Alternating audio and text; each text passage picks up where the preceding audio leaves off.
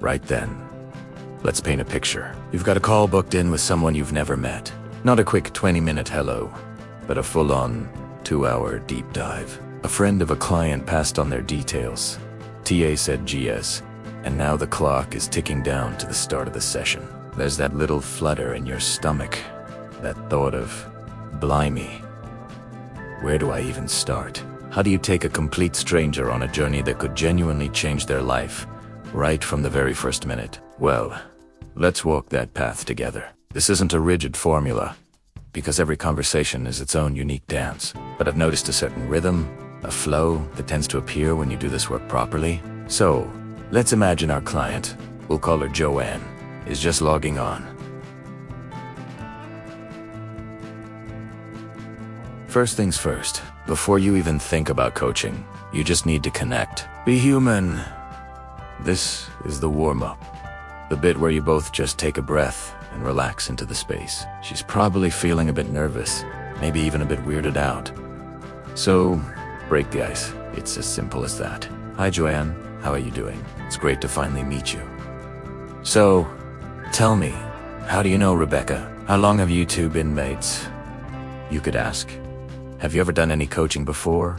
Or is this all brand new to you? Or just a simple, so, what's been going on in your world? Sometimes, I find it helps to just name what might be in the room. Look, I'm guessing this might feel a little strange, sitting down to talk to a complete stranger for 2 hours. Are you feeling a bit apprehensive, wondering what on earth you've signed up for? By saying it out loud, you give her permission to feel it. If she is feeling that way, she can instantly relax and think, oh, thank God, he gets it. And if she's not, then no harm done. You're just present together. You could even share a bit of your own truth to build that bridge. You know, Rebecca speaks so highly of you.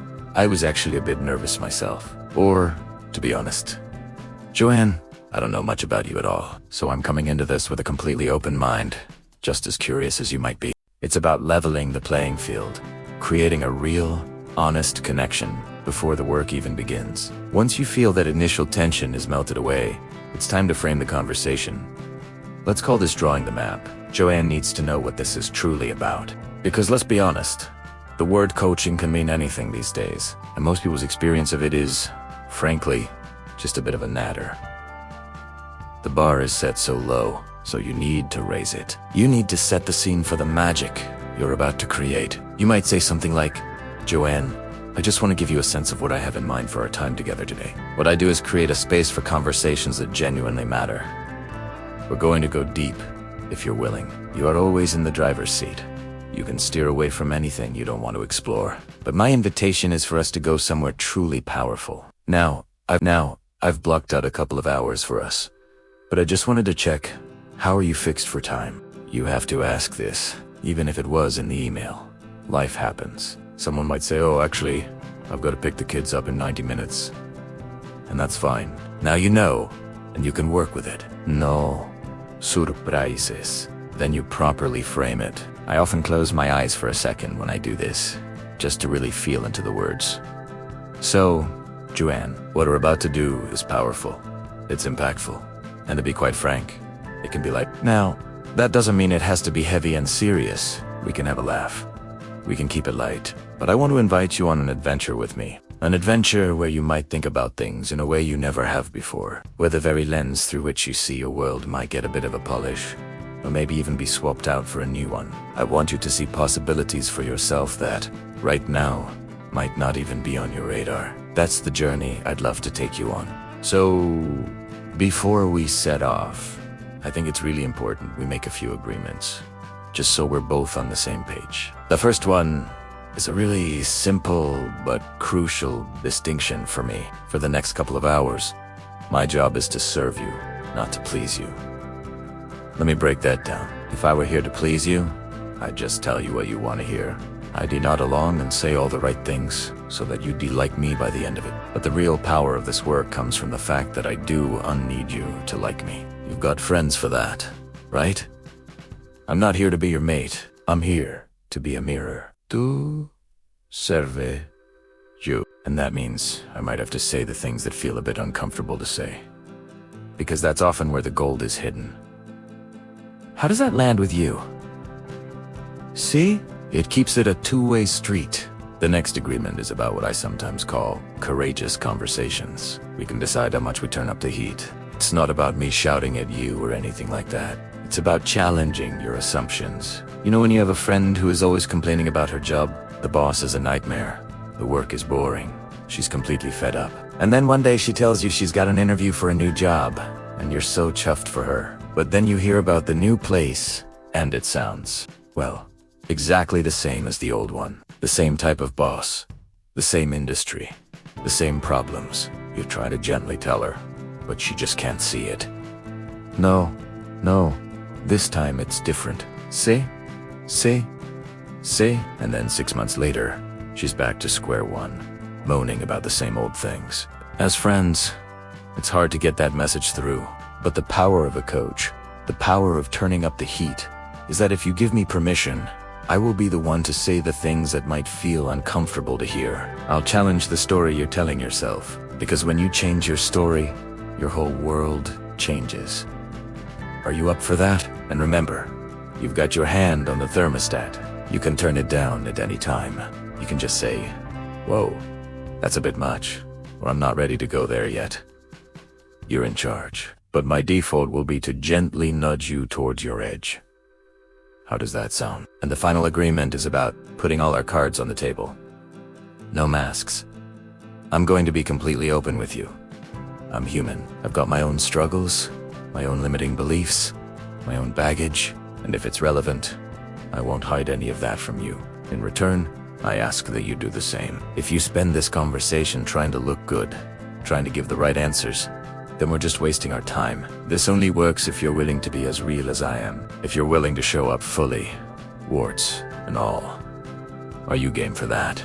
My experience is that people are craving this level of honesty. I don't think anyone has ever said no, but by making the invitation so clearly, and by giving them the option to decline, you put all the power in their hands. Right.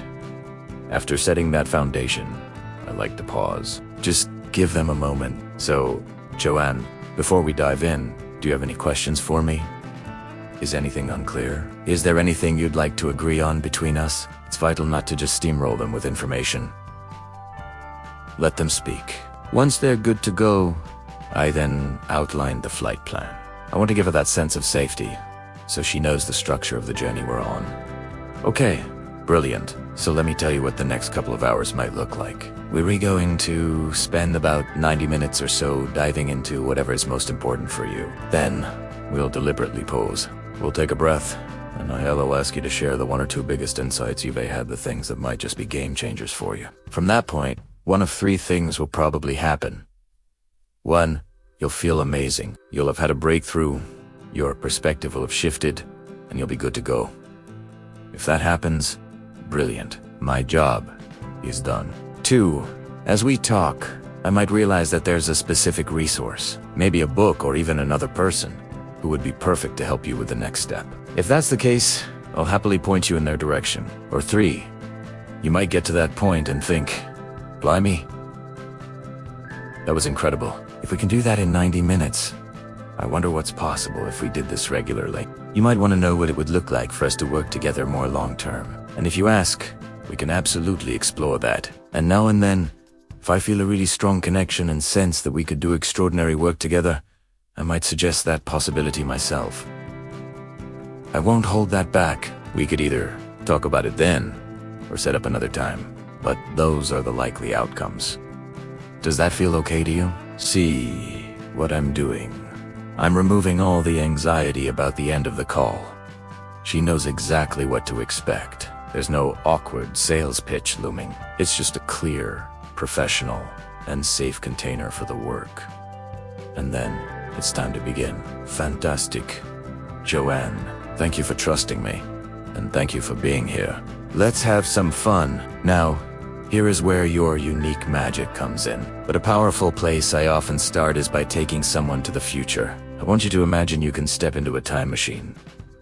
We're setting the dial for 1 year from today, and on that day, you decide to give me a call. I pick up the phone, and you say, you know what? You weren't kidding when you said that conversation could change my life. It's been a year, and it's been extraordinary. This is what I've created. This is who I've become. This is what I see around me, what I hear. And this is what I feel inside. Now, Joanne, if you were making that call to me right now, from that future, what would you tell me? Describe that extraordinary life. Who are you now? What do you see? What do you hear? And what do you truly feel? You see, people often think the past is what defines them, and the future is something they have to chase. But it's a myth. All we ever have is this present moment. That future they dream of doesn't exist out there, somewhere down the road. It only exists as a feeling, a thought, an idea, right here, right now. The point of that question is to have them step into that future self, to embody it in this very moment, to feel it in their bones. The place they think they are trying to get to becomes the place they are coming from. And when they do that, the gap between where they are and where they want to be collapses. They're already there. Now, where do you go from that point? Well, that is the art of coaching. That's where you listen, where you follow your intuition, where you dance in the moment. You might ask them, so, looking back from that incredible future, what's the first step we need to focus on today? Or you might pull out one of 100 other powerful questions. The key is to take them deep. What I wanted to show you today was how to build the foundation for that journey, how to create the safety, the trust, and the clarity needed to do truly extraordinary work with someone, even a complete stranger. So, just to quickly recap the framework. First, you build a human connection. Just be real. Second, you frame the conversation. Let them know this isn't just a chat, it's an adventure. Third, you create clear agreements. Truth over comfort. Courageous conversations, and no masks. Then, you outline the flight plan so they feel safe and know what to expect. And finally, you dive in, starting with a question that doesn't just talk about the future, but creates it in the here and now. When you create that kind of container, you can absolutely rock someone's world. And when you change how they see their world actually changes. It's an incredible privilege. And that, right there, is the heart of this work. Your time is coming. Keep believing. Keep fighting. Don't just watch. Go out and prove them wrong. Thank you for being part of the journey. If you liked it, please like, comment, and subscribe. Bye.